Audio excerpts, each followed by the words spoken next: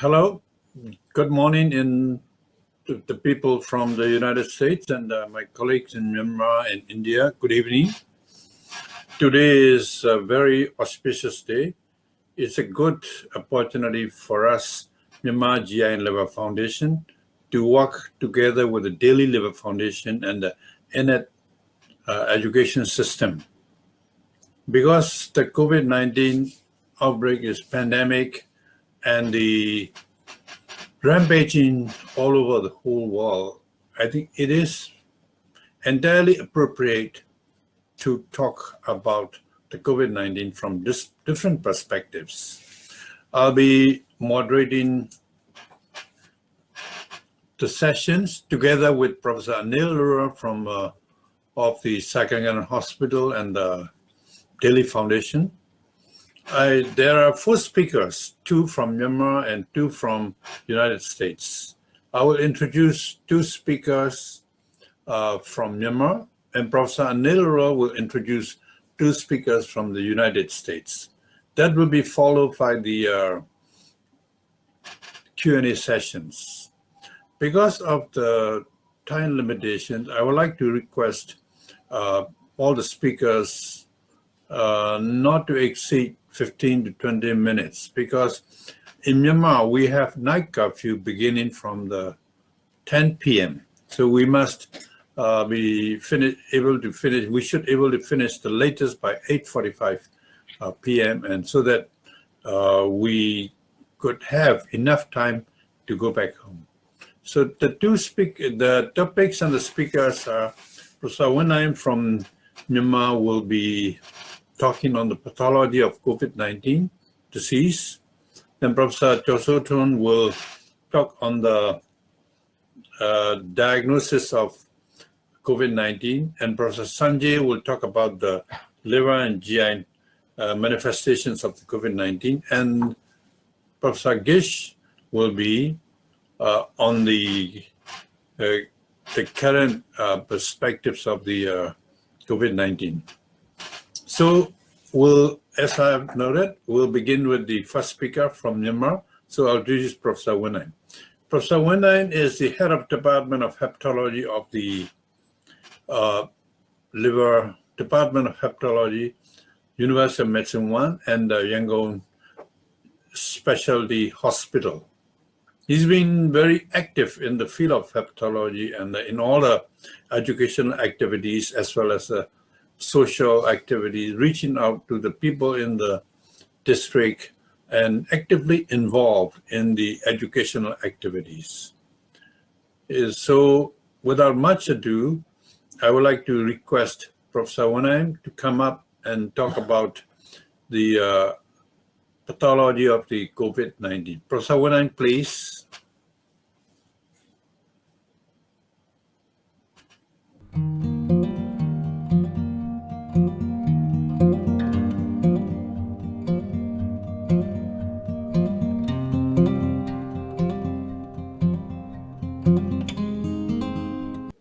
For your kind introduction. Actually, my topic is pathology of the COVID-19. Good evening, everybody. Good evening, all my senior and junior colleagues. I will bring my presentation with online sharing. So my topic is pathology of the COVID-19. Let me say a little bit about the COVID-19. Actually, COVID-19 is the coronavirus disease 2019. It's an infectious disease causing severe acute respiratory syndrome. The causative agent is severe acute respiratory syndrome, coronavirus type 2. We call it SARS-CoV-2. Actually, the virus is initially known as 2019 novel coronavirus. We call it nCoV 2019. So you have to clear about the disease is COVID-19. The virus is SARS-CoV-2. This is an illustrated diagram of SARS-CoV-2 and COVID-19. This is an electron microscopy of the SARS-CoV-2. So you know, they are the beta coronaviruses. We have 3 beta coronaviruses. MERS-CoV, SARS-CoV, and SARS-CoV-2. MERS-CoV is a Middle East Respiratory Syndrome coronavirus. It is initiated from the host, reservoir host from bat, and then intermediate host is dromedary. The receptors for this virus is CD26 and DPP4. The SARS-CoV, severe acute respiratory syndrome coronavirus, is a kind of beta coronavirus as well. The reservoir host is bat, and then intermediate host is civet. The receptor is ACE2 receptor. And SARS-CoV-2 is a severe acute respiratory syndrome coronavirus 2. This is a kind of beta coronavirus. Reservoir host is the bat as well, but we are not sure about the intermediate host. There are so many concepts about the intermediate host, like a snake or other animals. The receptor is similar, ACE2 receptor. The virus started from local seafood market known to sell live and freshly slaughtered hunted animals, the bat, snake, pangolins, etc. The SARS transmitted from horseshoe bat, then to civet cat, and then to humans. So this is a close-up view of the SARS-CoV-2. You can see the virus has spike glycoprotein S, membrane protein M, nucleoprotein N, and genomic RNA, envelope small membrane protein E, as well as heme agglutinin esterase. So this is a illustrated diagram of the same coronavirus protein. So the first case of the virus is discovered in Wuhan, December 2000. It spreads globally and gradually. Now the outbreak was recognized as a pandemic on 11 March 2020 by WHO. Actually, COVID-19 is a respiratory disease. It has extensive overlap with the other respiratory disease like influenza, rhinoviruses, whooping cough, atypical pneumonia, etc. So the World Organization, WHO, in studying, it is called this illness as the novel coronavirus infected pneumonia, NCIP. On 11 February 2020, the WHO officially renamed the clinical condition COVID-19. Is it a shortening of the coronavirus disease 19? So this is a replication of the coronaviruses. When the coronaviruses attach to the cell membrane through the receptor, their S protein binds to the cell surface molecule, such as metalloproteinase aminopeptidase, and the viruses also HE protein. They also bind to N-acetylneuraminidase neuraminic acid that serves as a co-receptor. So far, it is not clear whether the virus entered into the host cells by fusion or the receptor-mediated endocytosis. Subsequently, the virus is acidified by the proton pumps, and the virus have to escape destruction and transport to the lysozyme. The coronavirus has a single positive strand RNA genome, and they can directly produce their proteins and new genomes in cytoplasm. At first, the virus synthesizes its RNA polymerase that only recognizes and produces viral RNAs. This enzyme synthesizes a minor strand using the positive strand as a template. Subsequently, the negative strand serves as a template to supply smaller subgenomic RNAs, which is used to synthesize all other proteins. Furthermore, the negative strand serves for the replication of the new positive strand RNA genome. The protein N binds the genomic RNA, and the protein M is integrated into the membrane of the endoplasmic reticulum. like the envelope proteins S and HE. After binding, assemble nucleocapsid protein with the helical twisted RNA parts to the ER lumen and are encased with its membrane.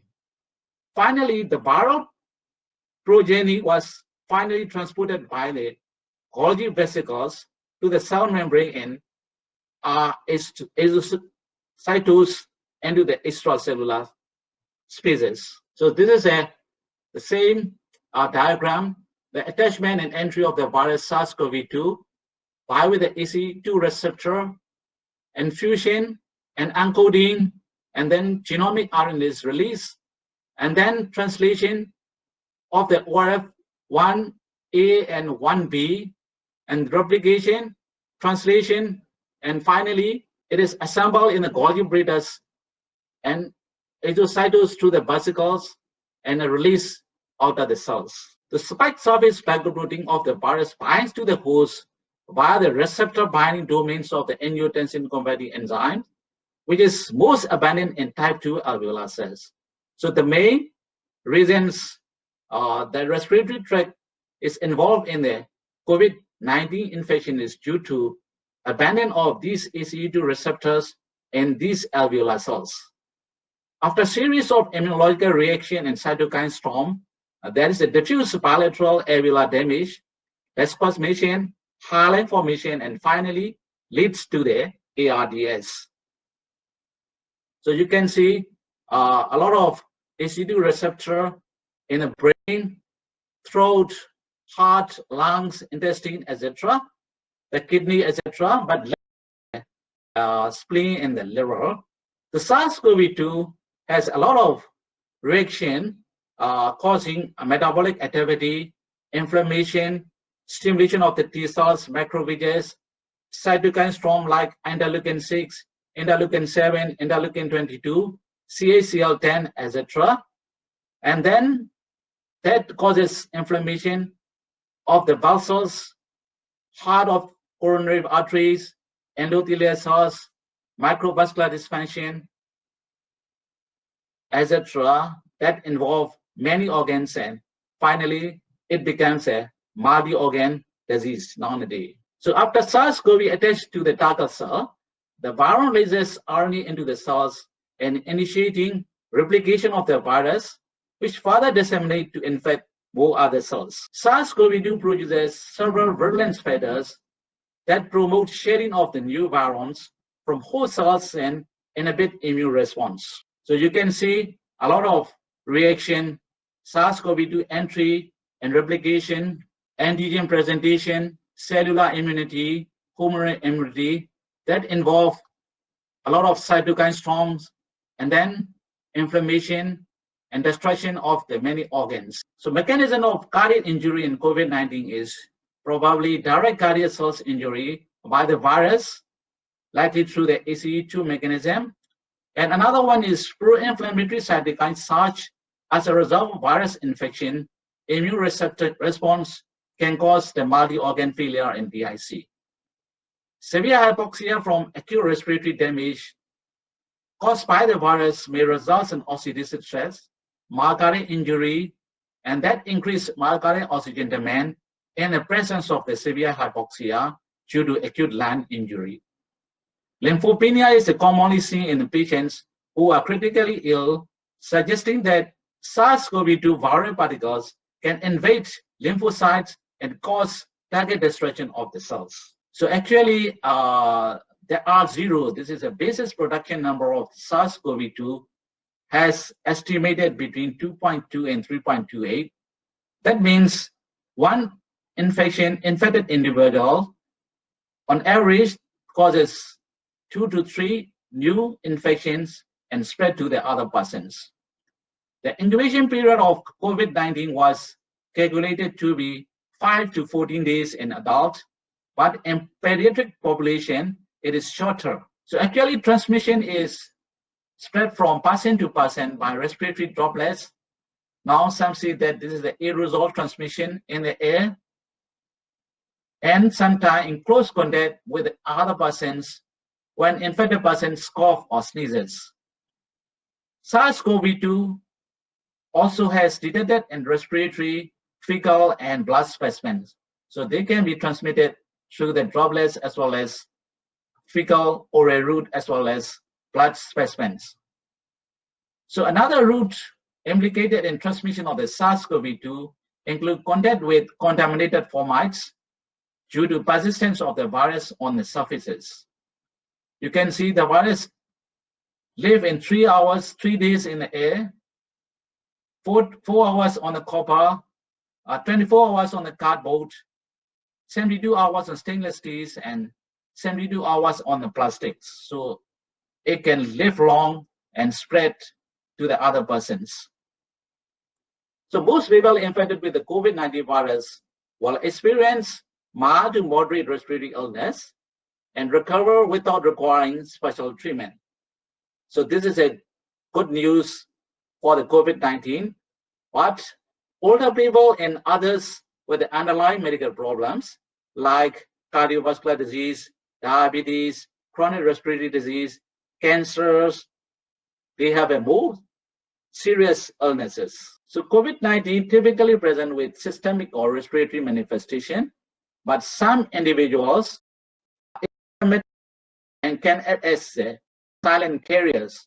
So this is very important because it was spread asymptomatic persons from asymptomatic person to other persons, and the spread is globally very damaging to the other persons. So some also experience mild gastrointestinal or cardiovascular symptoms. They are much less common. So you can see there is a viral response phase or host inflammatory phase. And in the viral response, there is a lymphopenia, which occurs in about 5 days.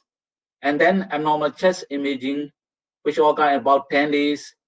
And then there is a finally host response phase. That is the elevated inflammatory markers, cardiac markers, and finally damaging multi-organ failure. So the spectrum of disease severity is mild illness with a reported in 81% of the patients, very severe illness, hypoxemia, more than 50% of lung involvement on imaging within 24 to 40 hours, and 14%, we call it pneumonia or severe pneumonia, and very critical diseases like respiratory failure cases, shock, multi-organ dysfunction syndrome, which was reported only in 5% of the cases.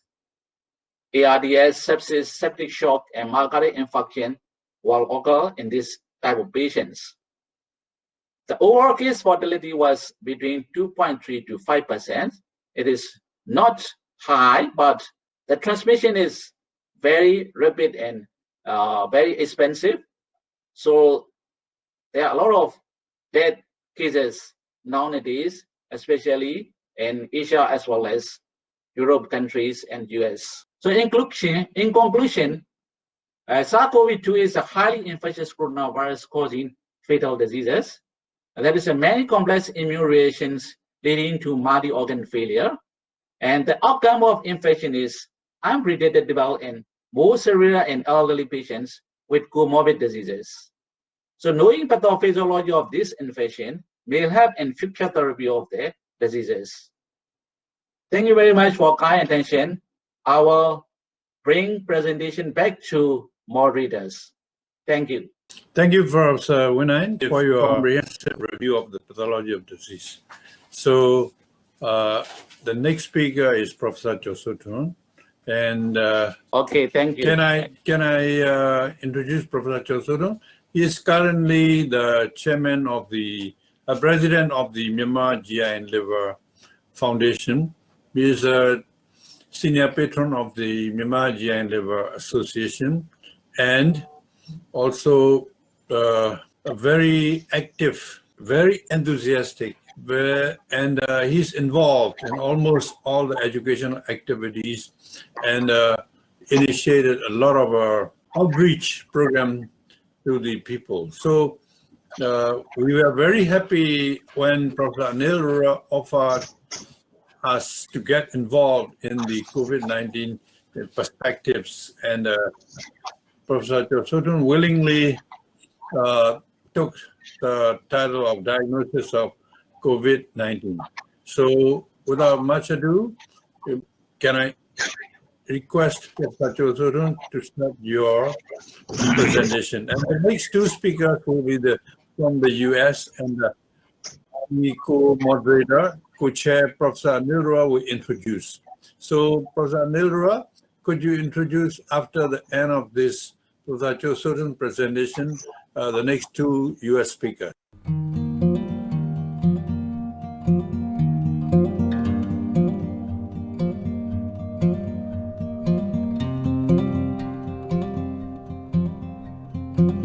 Thank you, Siaji. Thank you, Siaji, for your kind introduction. Hello, good evening, and good morning, everybody. Today, I will be presenting on the diagnosis of COVID-19. I have no conflict of interest for this presentation. So I will be presenting my section in about 15 minutes under these headings. So diagnostic testing is possibly the only efficient way to monitor the spread of SARS-CoV-2 in time and space, enabling policymakers and healthcare workers to track and mitigate the outbreak of COVID-19. Not only the diagnosis, the diagnostic markers are also useful for the staging, prognostication, and therapeutic monitoring. And the data we know up till now is just the tip of the iceberg. For a little introduction, there's an outbreak of novel coronavirus in the end of 2019. After about 2 weeks, the Chinese scientists made a full genome sequence of the coronavirus.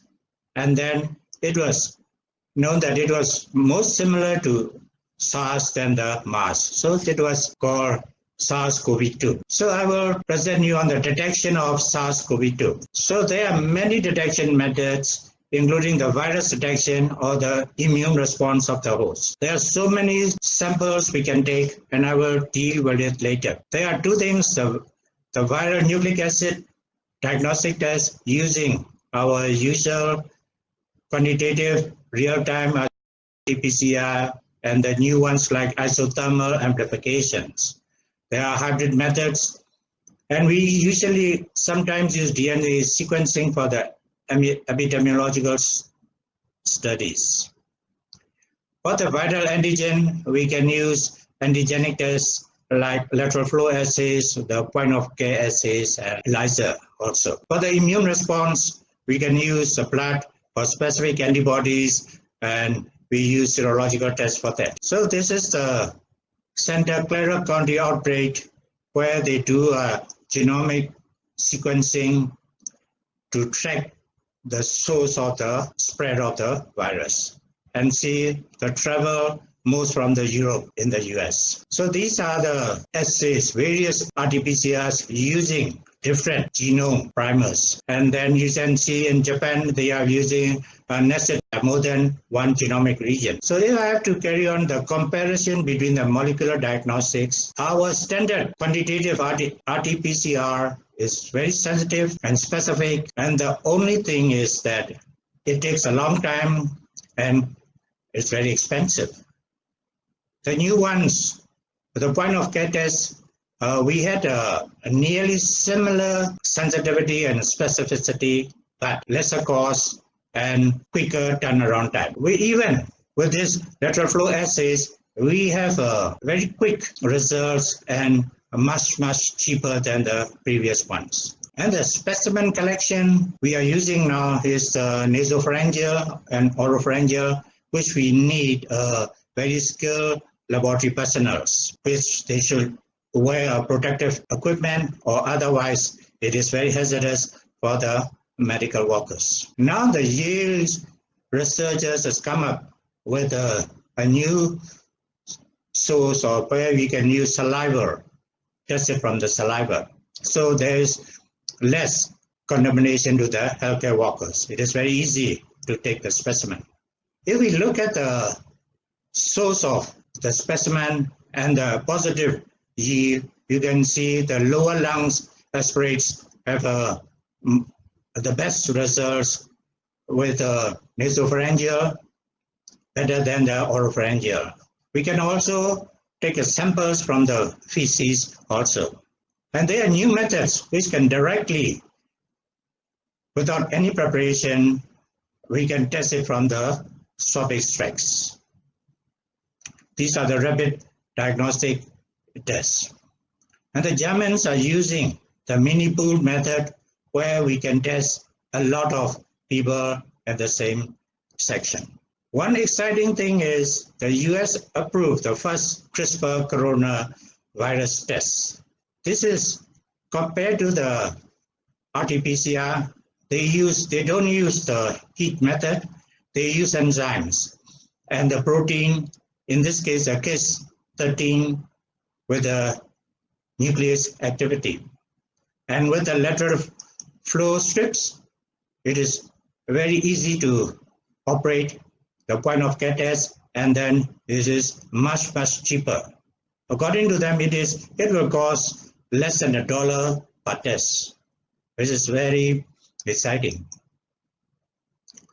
Another thing is the antigen antibody test, and this is a illustrated diagram cartoon of antigen and the antibody IgM and IgG responses, where with this principle, we use these ELISA kits for the viral antigen or the host antibody kit. The point of, so there are also a point of care tests, which is very easy to operate using just a drop of blood, like we test in the hepatitis B and C. And these are the examples showing IgM, IgG, and control. Another exciting diagnostic method is identification of post-response biomarkers. Different diseases have different biomarkers. You can see the COVID-19 and influenza, we got different post-response biomarkers. Not only we can differentiate between the infections, but only for prognostication, we can use this method. And it's a very exciting method. Next, I will go on to the diagnosis of the disease, which is COVID-19. Professor Winai has already talking about this course of the disease and the severity, so I will just touch the clinical portion.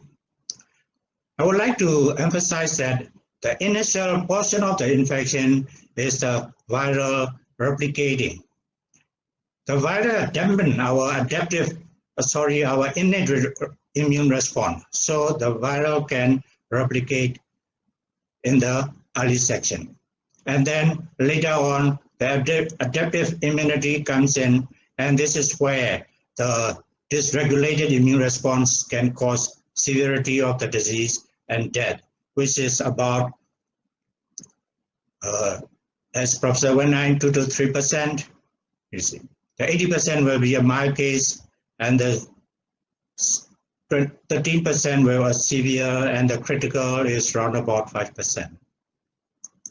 So the majority of infections are mild, and this is the time course of the disease progression. And these are the cytokine storm, or we call it cytokine release syndrome, where the interleukins, interferon gamma, and this TNF alpha causes the injury to the lungs, which is the main cause of mortality. So these are the patient risk status and sign and symptoms. I'm not going in detail into the clinical ones. The diagnostic method for COVID-19, a reliable one is the chest X-ray. You can see the ground glass opacity is bilateral. And the only thing is that the chest X-ray is negative in the early phases of the disease. So it is peaked only 10 to 12 days following system onset. So it is not reliable to detect early cases. Another thing is the chest CT scan.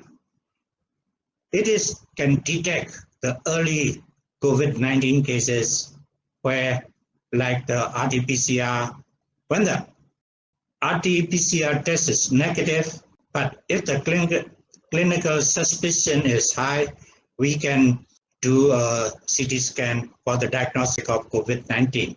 We can see a peripheral distribution with a ground glass opacity with a fine radicular opacity.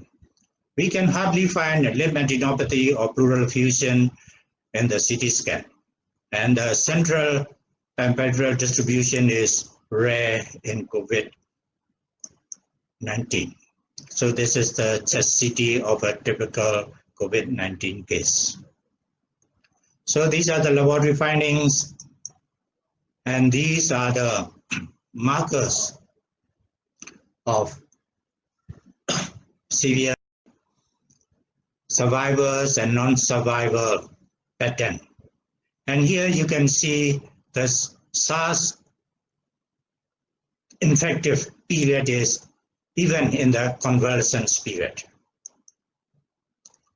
So these are the temporal changes in the laboratory markers from illness onset in patients hospitalized with COVID-19. You can see the survivors in blue and the non-survivors, the ill patients in the red one. So the D-dimers, non-survivors, as well as the interleukin-6 and serum ferritin, and also the LDH. The only thing goes down is the lymphocytes. So these are the bad prognostic markers for a serious disease. When the patient progresses to renal failure or the high CRP, ferritin, D-dimer, and LDH, and high CPK, they all denotes a bad prognosis. And the lymphopenia, especially neutrophil lymphocyte ratio more than 10 is a bad prognostic sign. You can see the critical patients have a highest mortality, but even the critical patients can recover. So as the mild cases can have a mortality rate also. So regarding about the future perspectives, now we are using cumbersome RT-PCR machines. Now we later of Abbott machines, which we can use in our clinics, where the time is around about 15 minutes for a positive case and 13 minutes for negative case. So these are the diversity of point of care products available at the moment for various diseases. What is exciting is in the pipeline, we will have more and more point of care or rapid diagnostic tests compared to the cumbersome RT-PCR machines, which is very expensive to install, and then the test cost is very high. We will have a very cheap, reliable test in the near future. But one thing to remind you is that this is the sensitivity and specific rapid diagnostic kits on the market approved by US FDA for the emergency use approval. Here you can see the sensitivity and specificity almost about 100%. But when we actually use this, there are potential accuracy issues. And it is not surprising because we have found the virus only a few months ago, and because of we can sequence the genome, we can have these variety of tests in a very short time. So, and because of the emergency situation, there's no time for clinical validity. So with the technical validity, the US FDA has issued this emergency usage of these tests. So I would like to conclude that the samples, the results are as good as the way you have handled it. Because as you have known, the coronavirus is a very delicate restoration, the storage, the transport. We must have a stringent guidelines. Otherwise, the test results will be, we will have a false results. And then, as we are having these kind of point-of-care tests, nations should have their own testing policy, especially when they are going to open up the lockdown.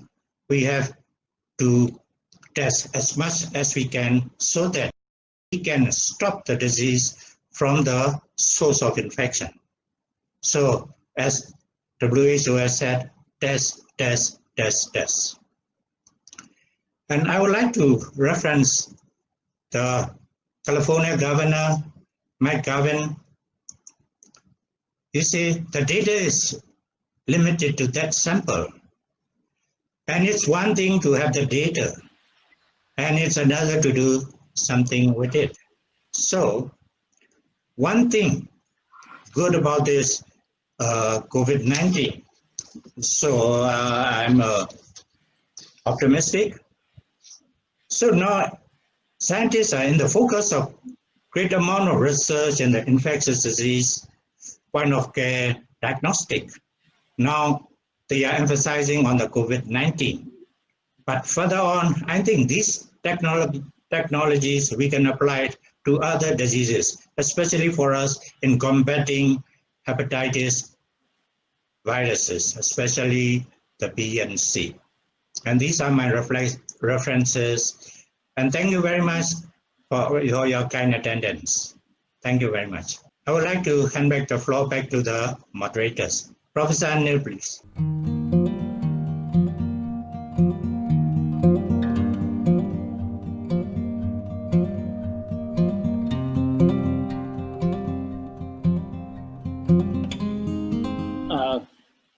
Thank you, Professor Nang and Dr.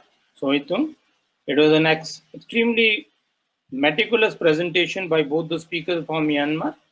They clearly and very eloquently told us what the virus is, how does it affect the various parts of the body, leading to inflammatory syndrome affecting almost all parts of the body, and what are the limitations in diagnosis, and what should be and how should we interpret. With that much of the knowledge, I think it is, as hepatologist community, it is our duty to understand from one of the most celebrated hepatologists of US, Professor Sanjay Satpathy, who not only has been through the thick and thin of dealing with such patients, but he has good number of publications. Sanjay is also collecting large amount of the data on the intricacies of the relationship between the virus and liver disease. Since he is directly involved with this patient, I think we will have never a better person to talk about the relationship between the liver and the COVID-19 infection. Professor Sanjay Satpathy, please.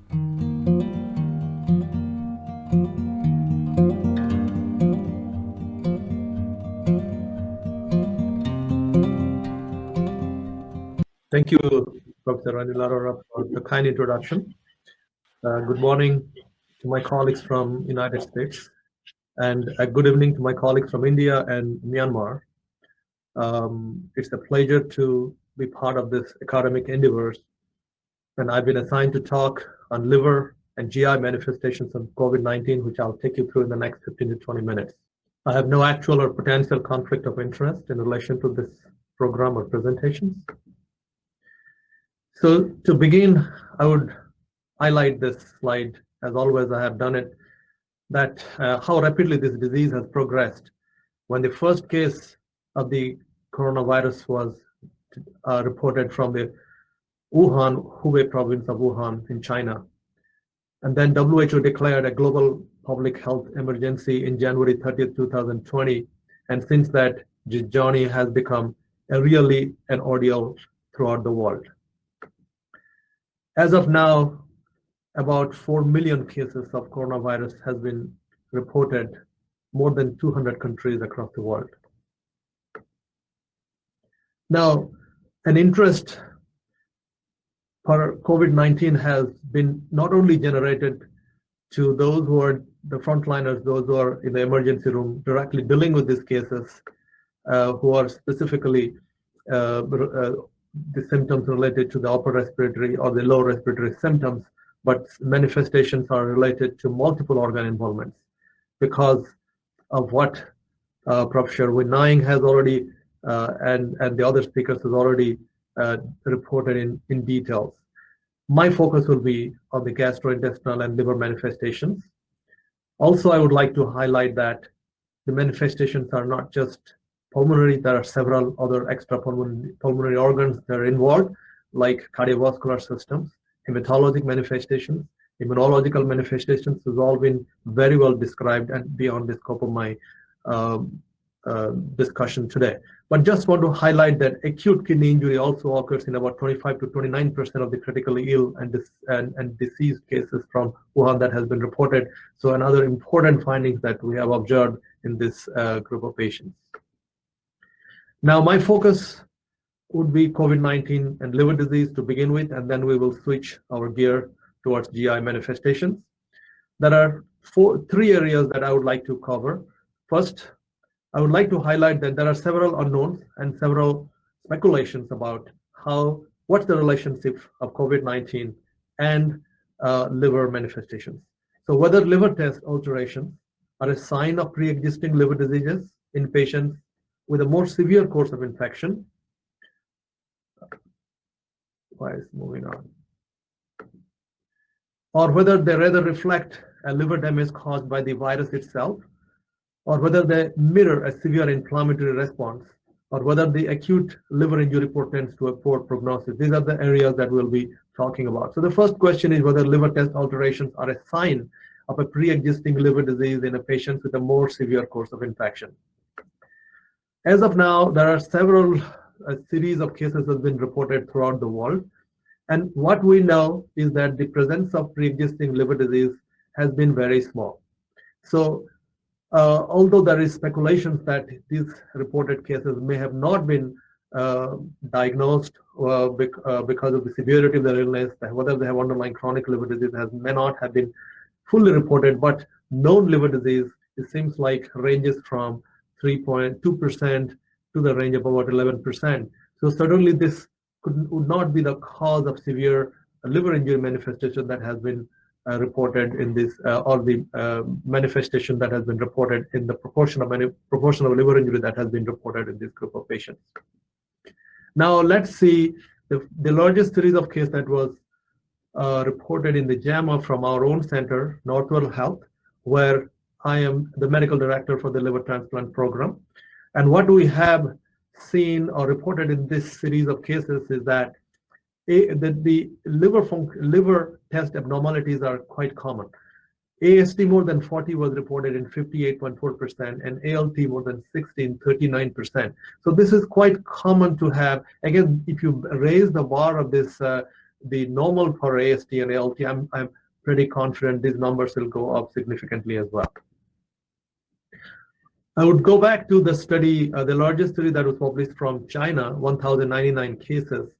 And if you look for underlying chronic liver disease, especially hepatitis B, which is common in the Asia Pacific area, they have reported only 2.1% of their large series cases with hepatitis B.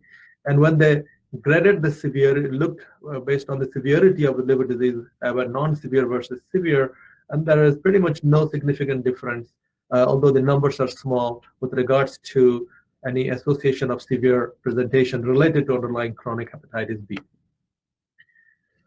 Whether NAS or NAS-related cirrhosis patients are potentially at increased risk for severe clinical course. Well, if you look at the study from Northwell and the study from Cornell, both are from New York City, the prevalence of comorbidities or common comorbidities are quite likely related, quite common, particularly hypertension, 56%, obesity in 42%, and diabetes in almost 34% of these patients, and they're almost similar in the other study as well. So these are common comorbidities in patients with NAFL and NAS, and presumably NAFL and NAS patients would be at increased risk because of the increased comorbidities to have more severe clinical course.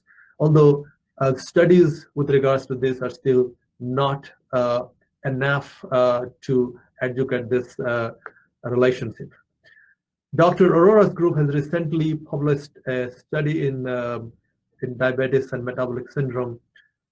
They found that diabetes mellitus is associated with increased mortality and severity with COVID-19 infection. And not only that, they also showed increased, not just severity, they also found increased mortality in their meta-analysis. So all these points that there is a caution that NAFLD-NAS patient may be at increased risk of having more severe clinical course and mortality.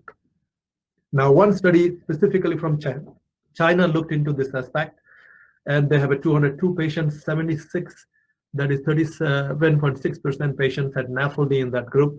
And what they have found that patients with NAFLD had a higher risk of disease progression, 44.7% versus 6.6%, and higher likelihood of abnormal liver function from admission to discharge, 70% versus 11.1%, and have a longer viral setting time compared to patients without NAFLD. So this kind of speculation generated based on the previous studies, as I mentioned, certainly looks like possibly NAFLD patients are at increased risk. Again, maybe related to their comorbidities. We do not know there is a direct relationship of NAFLD causing an increased liver injury in these patients. Now, the next, another study that also came from China, multi-center study looking into the relationship between the symptom onset and they present an admission to the hospital and liver injury. And they found that a longer hospital, a longer course of symptoms would manifest with more higher degree of liver injury in those patients. But in the hospital, when they looked into patients who had liver injury versus no liver injury, they didn't find much a difference with regards to the number of days in the hospital. There was no difference in terms of the liver injury. Another question that was another question that they tried to answer in this study was specifically they looked at the characteristics of the liver test in the COVID-19 patients, a study from China. Again, 417 patients, and they found 76.3% has abnormal liver function. However, liver injury was reported in 21.5% of the patients. When they categorize these patients into severe versus non-severe disease, the patients with the severe disease have 46.2% had liver injury versus 14.4% who did not have severe liver injury.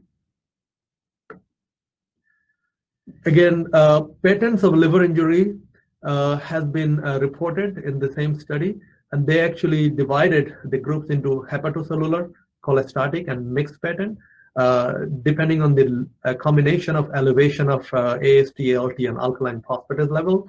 And what they have found, the mixed pattern of elevation is more common as compared to cholestatic and hepatocellular. And what in my clinical practice I have seen is that there is an AST predominant elevation as compared to ALT when they present in the hospital setting.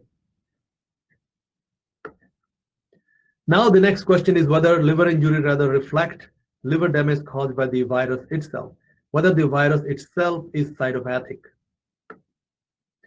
Now let's look at the mechanism of action, which has been very well elegantly discussed by my previous speakers, but would just like to highlight one point, that this COVID-19, which is the spike proteins, requires an activation for attachment to the ACE2 receptors. And the ACE2 receptor, based on data from 2 independent cohorts, has revealed significant enrichment of the ACE2 expression in the cholangiocyte, 59.7% compared to hepatocytes, like 2.6%. So SARS coronavirus 2 might directly bind to the ACE2 positive cholangiocytes to dysregulate liver function.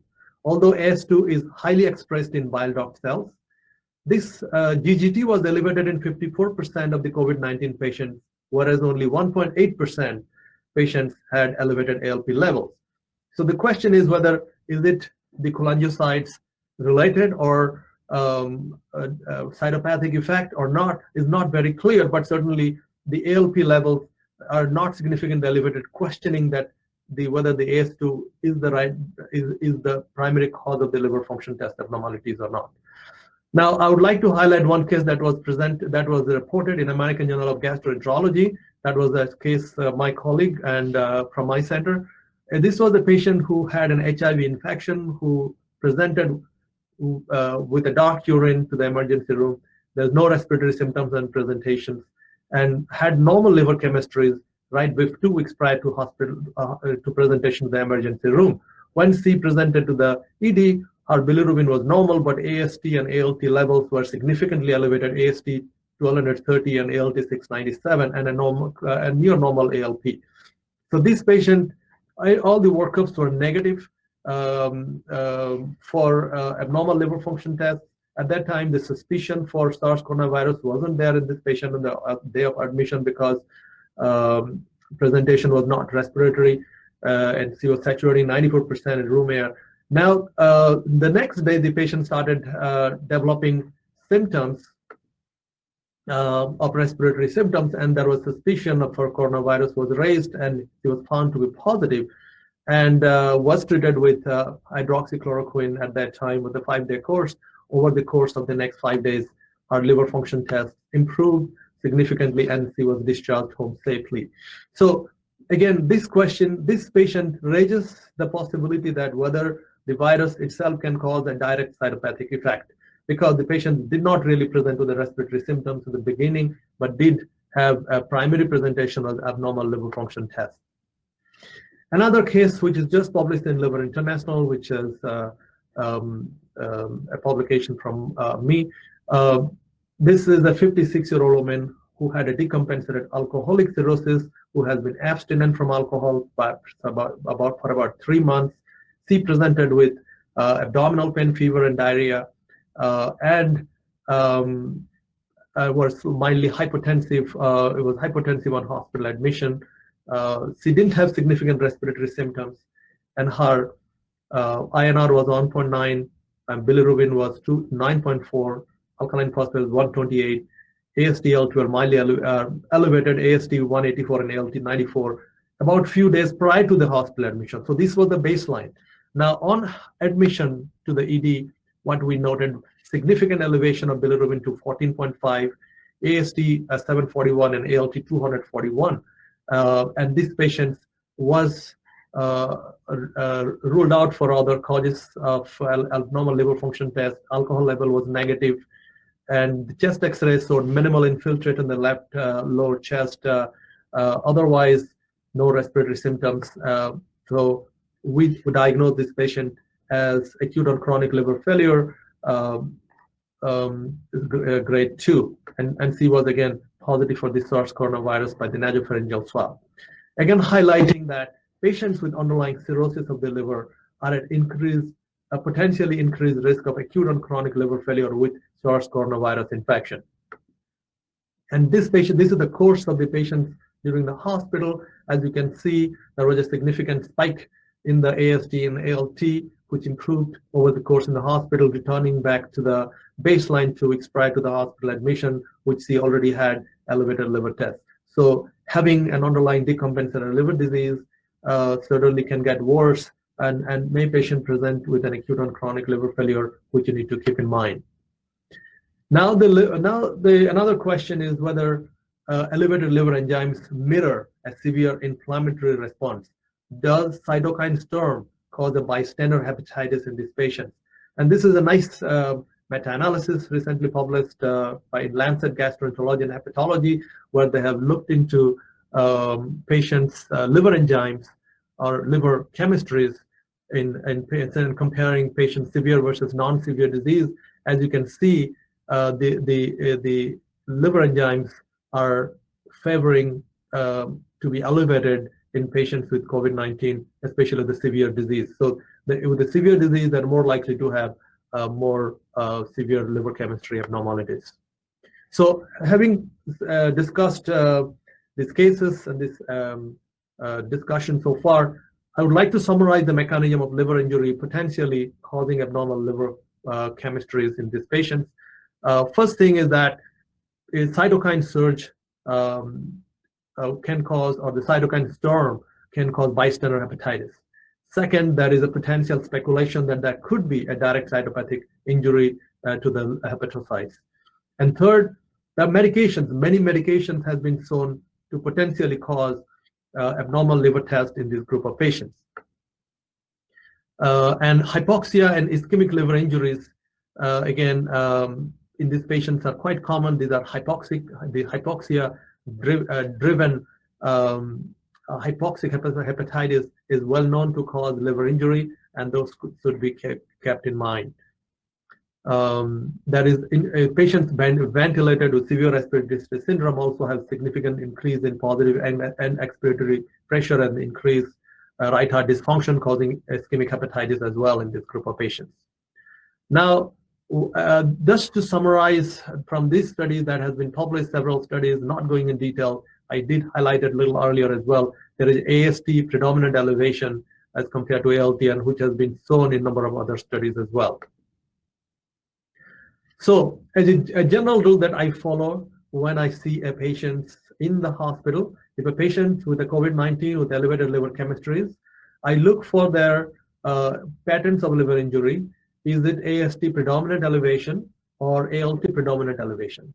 So if the AST predominant elevation and the bilirubin is less than 5 times and alkaline phosphatase is not significantly elevated, less than 2 times, and the right setting, that is a high ferritin D dimer, procalcitonin, CRP, and LDH, I suspect this may be COVID-19 related, may be related to the cytokine surge, and I would observe this patient and treat the primary driving illness of this patient, which is the respiratory, and hope that once the respiratory illness is better, this COVID-19 related abnormal liver test will get better. Of course, this patient has underlying cirrhosis, then we need to monitor for acute and chronic liver failure. If there is no cirrhosis, I would expect a natural recovery with improvement in their COVID-19. But if there is an ALT predominant elevation, I would like to, or alkaline phosphatase is significantly elevated, bilirubin is more than 5, this may not be related to COVID-19, and I know why it's moving out. And rule out non-COVID-19 related illness in these patients. If cirrhosis, then we monitor to assess their clinical course for acute and chronic liver failure. Now next move to the GI manifestations. Now is switching the gear from the liver to the GI, is the GI tract involved? So digestive tract is a site of expression and possible driver of disease severity and viral transmissions. GI tract harbors ACE2 receptor, the target for viral entry into the liver cells as well. High incidence of GI symptoms is reported in series of COVID-19 patients. Presence of viral RNA in the stool infected patient also has been reported, and their significance has not been very clear yet. There is the study from Wuhan, the retrospective study of 1,141 cases, reported 16% patients with the GI symptoms, mostly with nausea, diarrhea, abdominal pain.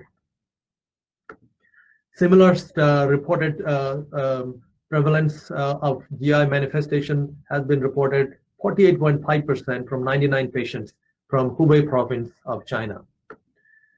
And the GI symptoms and severity has also been reported in 651 patients, 74, that is 11.4% presented with at least one GI symptoms, and 10.8% had pre-existing liver disease. The study from USA, nausea, vomiting in 10.3%, diarrhea in 10.3%, and abdominal pain in 8.8%, and loss of appetite in 25.3%. This is a significant finding. The loss of appetite may be an initial presentation in the large number of patients. We have to keep in mind about this. GI imaging has been in a study recently over a 2-week period, 54% have been shown to have bowel wall abnormalities, 31% on CT scan associated with ICU admission habit. The odds is almost 15.5. Nematosis, portal venous gas, and has been shown in this group of patients. Pathology in 2 showed ischemic enteritis and fibrin thrombi in the arterioles as well. So again, this has been increasingly an area of interest by the gastroenterologists about the GI manifestations in this group of patients. I would like to summarize this rapid review that was published by AGA as, with regards to the symptoms and what they have shown. The studies reported from China, and when they compared the studies reported outside China, studies from outside China has reported more GI symptoms as compared to China. But the prevalence has been, these symptoms has been from 7.8% to about 16.7%. I would like to highlight this study, which is also something that caught my attention, is that a patient who had GI symptoms, they have a smoldering disease, and their outcomes are better because if you see any GI symptoms, when they present 97% and absent 181, patients who had an absent GI symptoms are more likely to die and had more likely to have ICU admission. Again, this is a small study. And I would like to see more studies, because the other studies have reported with a more severe disease have more GI symptoms as well. So again, we need to kind of, I would like to put a word of caution, but however, this study is interesting, and certainly the key points from this particular study that I can summarize is that among patients meeting criteria for COVID-19 testing, those with GI symptoms, 70% are likely to be test positive, and the presence of GI symptoms which associated with longer illness duration and lower rate of death during the short-term follow-up, and the presence of GI symptoms is predictive of COVID-19 positivity, and these symptoms may portend to a slower and less severe disease course. My final slide is a word about IBD. Over the course of this last few months, 639 cases has been reported from US, Europe, 200,000 cases, and 1 in 300 have IBD. 656 cases has been reported IBD with COVID-19. The actual 117 cases reported of IBD and COVID-19 out of them. So if you, from the 117 cases, 27 were hospitalized, 23%, and 2% with IBD with COVID-19 required ICU or ventilator. So the numbers are small. What we can conclude from this narrative description is that there is should we stop immunosuppressive treatment in hospitalized COVID-19? That's the question. And yes, we should not stop them, because the course of these patients are not been shown to have any different, even if these cases has been reported so far are small. And that's all to say. Thank you very much. I would now hand over to Dr. Arora for the next speaker. Thank you, Professor Sanjay. It was a masterly disposition of a complex COVID-19 and the presence of the liver disease. I think what you have very aptly summarized is what is the etiopathogenesis of liver disease in patients with COVID-19 infection.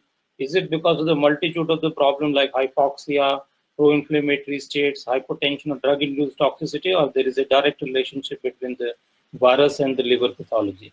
And also you have very aptly summarized the way we at the moment look at the liver disease management in patients with COVID-19. With that, I thank you. And now we go on to the last talk of today's session, and it will be delivered by Professor Robert Gish, who is one of the most updated and well-read hepatologists from San Francisco. And I think we are honored to have him, who is going to talk to us about the management of COVID-19 infection once the infection is established. What is the current pharmacotherapy, and if that is limited, what is the future of pharmacotherapy and pharmacotherapy and other modalities to combat this deadly menace of COVID-19? Professor Robert Gish, please.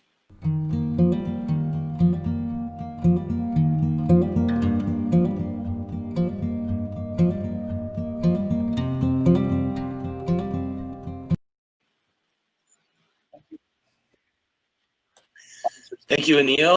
I'd like to thank the sponsors of this meeting, INEDSYS, for setting this up, all my wonderful colleagues in Myanmar. I've done a number of these with Dr. Arora and Dr. Satapathy, and I'm going to review in the next 20 minutes, maybe a little bit less, treatment options for SARS-CoV-2. And in this talk, there's a number of slides, so I'm going to move quite quickly. These slides will be posted on my website and also on this website, and they'll be part of the presentation, so you can refer to a little bit more detail later. Thanks so much. There is hope for treating SARS-CoV-2, COVID-19. Let's get into where the optimism lies. A lot of research has gone into the source of these viruses. There's the human COV coronaviruses on the upper, and then the most recent animals, SARS, MERS, and SARS-CoV-2 on the lower side. And this also helps with developing research and treatment by knowing the animal sources and gene sequences. This gives you a little bit more information about potential targets and information about the open reading frames, nucleoproteins, the polymerase that are part of this virus. So we know a huge amount about this virus already. Fortunately, we've been having research for over 2 decades in the coronavirus space. One thing I'm going to start out with is this hypercoagulable state. As was emphasized in Dr. Satapathy's talks, there's a difference between liver enzymes and liver function tests. Bilirubin and INR are our best liver function tests. And interestingly, if you look at the coagulation profile in SARS patients, SARS-CoV-2, these patients are actually hypercoagulable. There's a prothrombotic state. This can be picked up with thromboelastography or ROTEM technology. And anticoagulation is being considered for a subset of these patients to decrease the more severe manifestations of this disease. Because of modeling, X-ray crystallography, sequencing, and mass drug screening, we're going to move forward to a variety of different treatments quickly. And I'll be focusing on some of these, which are direct targeting antivirals, as well as others that modify the immune system or modify the inflammatory response.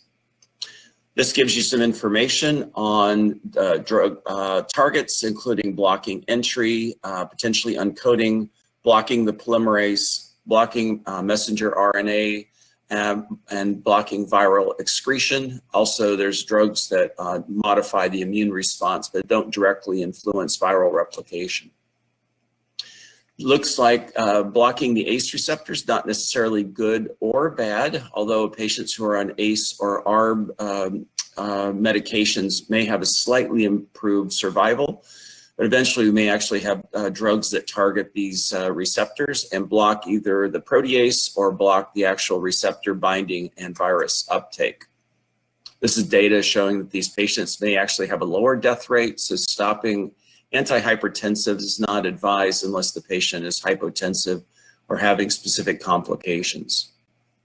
This is a compound, camosate mesylate, that exploits potential entry, and this is in clinical trials currently.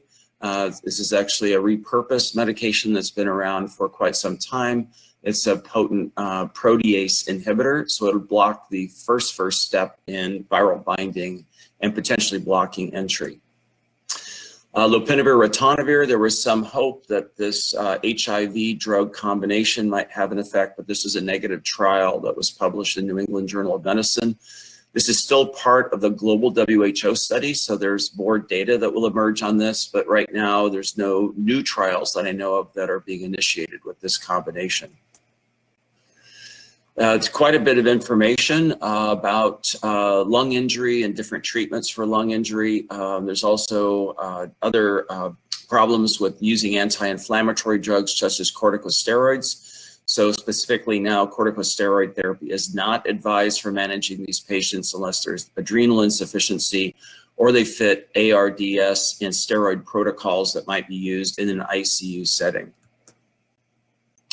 Chloroquine and hydroxychloroquine have gotten a lot of attention thanks to the wonderful President of the United States, but I have to say at this time, the molecular characteristics are quite interesting in terms of changing cytokines, changing lysosome acidification and viral release, but we do not have any data that these drugs are working, and there was another alert that came out in the press yesterday about an increased mortality rate with these drugs and having to do with cardiac toxicity, prolonged QT, and cardiac events. So theoretically looks good, but it's always important to do randomized clinical control trials.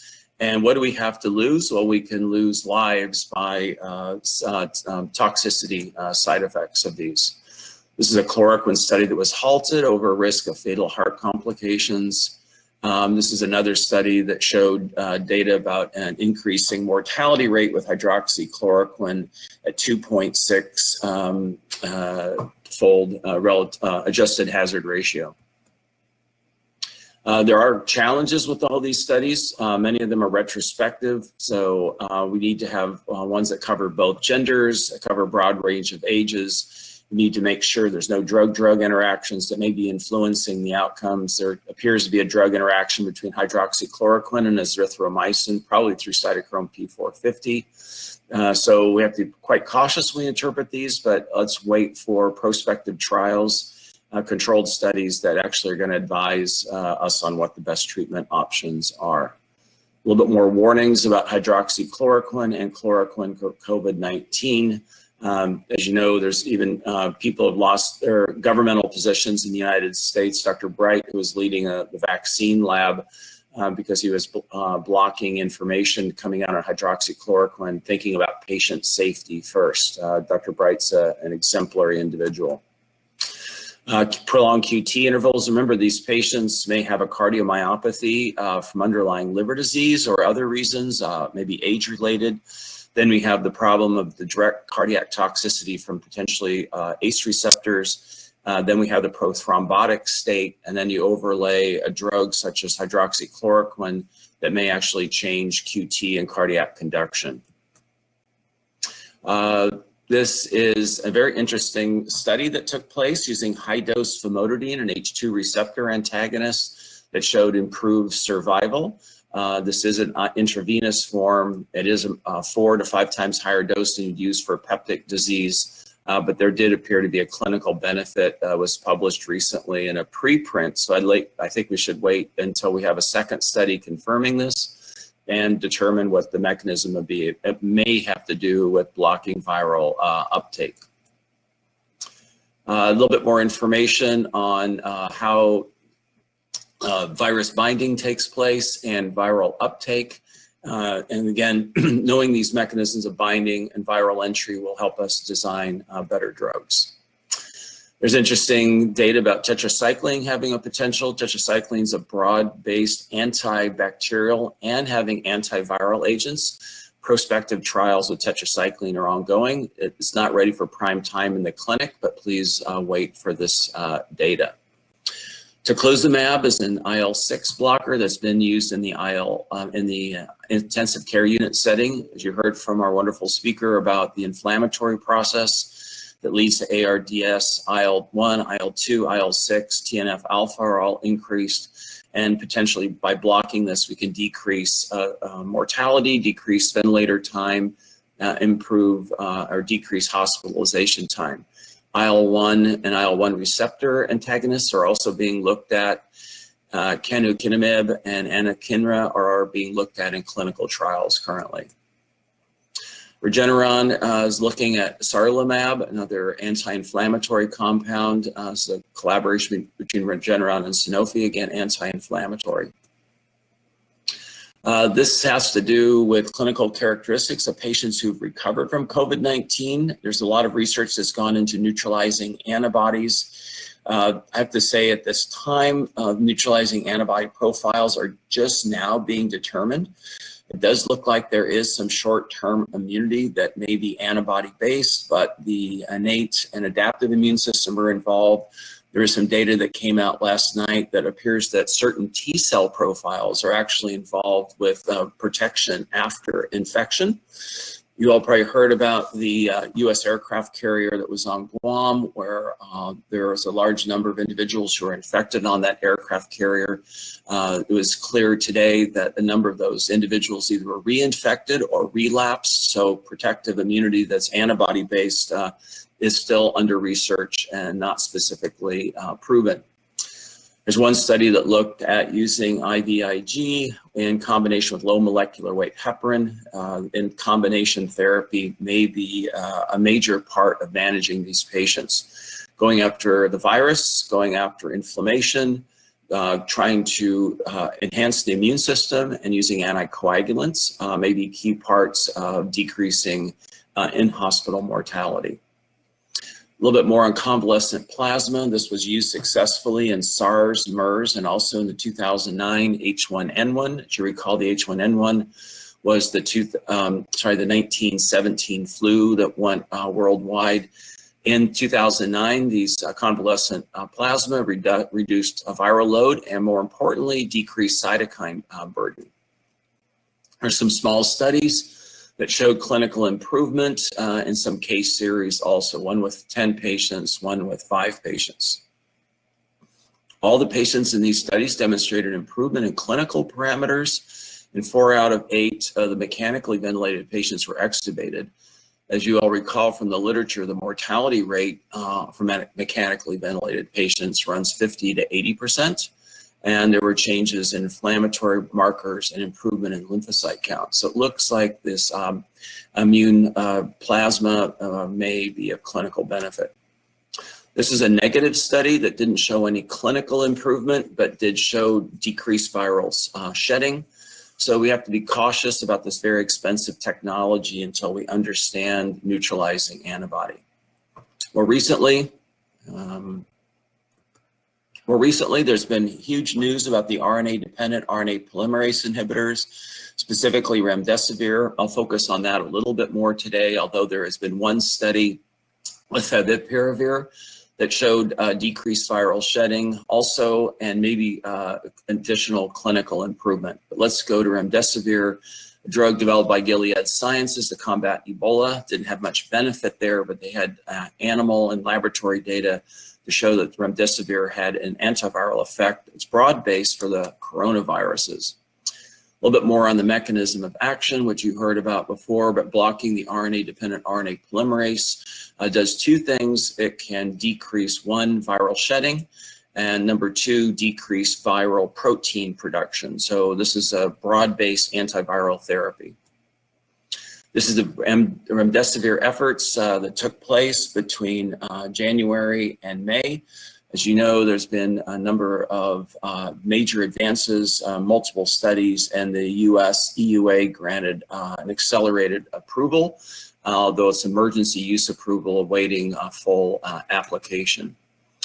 These are the different remdesivir studies that have taken place. There were 2 in China that were halted, so we're not completely clear on those studies. The first one had 453 patients targeted, but only 237 enrolled. The second had 308 targeted, but only 74 patients were enrolled. The NIH randomized double-blind study with over 1,000 patients included critically and severely ill patients and some moderately ill patients. And the key thing is this is really the data that we're going to look at in just a moment. This is the simple study that helped us decide that 5 days was equivalent to 10 days. This is very, very useful because of drug production, ramp up, and distribution. This means more patients can be treated. So I think this is a very, very useful study and helped us decide on treatment duration. There's more information on this slide for your review later. The NIAID study was looking at this remdesivir with a 200 milligram IV loading dose, 100 milligrams a day IV for 10 days also. And this is an adaptive study design, but the primary outcome that took place is highlighted here. So the interim study results that were published that led to the emergency approval from the FDA was a reduced time in the hospital, and also a reduced mortality rate numerically that nearly reached statistical significance at a p-value of 0.059. These 2 led to Gilead deciding to release this drug worldwide, and they are being released and given at no charge. So DSMB, overseeing the trial, thought that remdesivir was better than placebo, and from the primary endpoint, which is time to recovery, and 31% faster time to recovery. Lambda interferons being looked at. There's at least 5 clinical trials. This had data previously with hepatitis B, hepatitis C, and Delta, and SARS coronavirus, as well as influenza and other RNA viruses. So keep an eye on lambda interferon. There's also interferon alpha 2B studies that were recently started. So interferon, you know, may in some cases be pro-inflammatory. They also have an antiviral effect and eventually an anti-inflammatory effect as well. A little bit more data on lambda having effect on SARS-CoV-1. Sofosbuvir, interestingly, and potentially in combination with ribavirin, may have an effect, and even tenofovir, a drug used for HIV and hepatitis B in vitro, has antiviral effects as well. This is a list of a variety of different agents, some directly antiviral on your left, two of which we talked about that are looking optimistic, remdesivir and favipiravir. There's a number of supportive agents that tend to be anti-inflammatory and may help our patients once they become quite ill. And then there's other repurposed medications that may be useful, such as ACE inhibitors. There was a warning about ibuprofen originally from the WHO that has been discounted, and patients should get acetaminophen up to standard doses, and nonsteroidals are deemed reasonably safe at moderate doses for patients and may actually help individual patients as well. IDSA comes out with rolling recommendations. I would advise you to take a look at these. They're basically saying wait for randomized clinical trials. These drugs should not be used in an uncontrolled, unmonitored setting. Lopinavir, ritonavir, gone. Hydroxychloroquine or chloroquine, almost gone. Major caution about drug-drug interactions. Let's await for more information on favipiravir, and maybe time for a combination with favipiravir and remdesivir. Convalescent plasma, very expensive technology, may be useful in severely ill patients that are in the ICU, potentially those ventilated. We're waiting for more data on remdesivir, but right now this is being distributed globally to hopefully decrease mortality and shorten hospitalization time. You can see other talks on liver transplantation through this website. I'm not going to go into that in great detail, but there's excellent guidelines that have come out from EASL, AASLD, and other organizations in this space. APASL has also put out a series of presentations, lectures that are available online that also address transplant setting. Finally, I'm going to wrap up with vaccine development. I know we just have a few minutes left. This is a typical timeline for vaccine development, which usually stretches out over about 10 years. The fastest vaccine that's been developed to date is the mumps vaccine in 4 years. This is the accelerated approach that's been advocated by the US government, and a number of other countries worldwide are thinking about this accelerated approach, but there may be very significant safety issues when we take this rapid approach to a new technology and a new virus. Challenges of vaccine include production, distribution, cost, dosing, redose, safety, efficacy. Who are in the clinical trials? Is there an age and response that's related? Is there a hyper response after vaccination with a post-vaccine and viral exposure, inflammatory response? So vaccine, a long way to go. BCG and the type of BCG vaccine also appears to decrease the severity of illness. More data to emerge on BCG information. This is the discussion about favipiravir. You can take a look at this information in the literature. And experimental treatments for favipiravir may be showing beneficial response. This is the cumulative positive rate or decrease rate of viral production with favipiravir. Chest CT is also improved. Finally, research pipeline, antibodies, direct antivirals, entry agents, vaccines, repurposed compounds, targeting RNA therapy with CRISPR. Interfering RNAs may also be a benefit, and cell-based therapies, including stem cell therapies, are being looked at as well. Hyperbaric oxygen, very expensive technology, but has shown some clinical benefit for severely ill patients. Zinc may be a benefit also. You can take a look at the study and information about zinc with an antiviral effect. And vitamin D deficiency appears to worsen disease, so vitamin D supplementation is safe. It may benefit your patients clinically. Thank you for having me. It looks like we're finishing right on time. Thanks everybody for an incredible organization and series of presentations. As we have communicated in the chat box, we do not have enough time to go ahead with the Q&A because we don't want to be arrested. We are going back home because of the 10 p.m. curfew. And if I have to go summarize all the presentations, Dr. Winine has clearly illuminated about the pathogenesis, the virus entry pattern of the disease, and Professor Chosotun also clearly tell us the different diagnostic test systems, and very, very useful. Anil, could you summarize, wrap up the two US presenters presenting? Yeah, I think we had excellent presentation from both the speakers from the US. Professor Sanjay Satpathy did tell us about the complex relationship between the COVID-19 and the liver, whether it is a cause or the effect, and how are they managing this complex situation on a day-to-day basis. In addition, he also highlighted the different patterns of presentation in terms of GI manifestation and how to manage these patients with immunocompromised state, especially the subgroup of the patient with inflammatory bowel disease, what needs to be done in the era of the COVID-19 infection. Similarly, Professor Robert Gish, in his elegant presentation, did take us through the journey of the current, past, and the future directions of the pharmaceutical agents in management of COVID-19 infection, and did tell us the limitations. Other than a drug like remdesivir, there is nothing on horizon other than the plasma therapy, which can be of immediate use to us. As he said, it takes decades and ages before a vaccine is developed. So poor country like ours can only depend on vaccination, and hopefully it comes earlier than sooner. Thank you so much. With that, I think I thank my moderator colleague, Professor Kim, and the speakers, Dr. Sanjay Satpathy and Dr. Robert Gish. And I am extremely thankful to all the audience, which in spite of their tight schedule of extensive restriction outside their cozy places at home, to have come and joined. With that, I am extremely thankful to the organizers, especially INEDSYS, for contributing to the cause of this discussion on COVID-19. Thank you and bye-bye.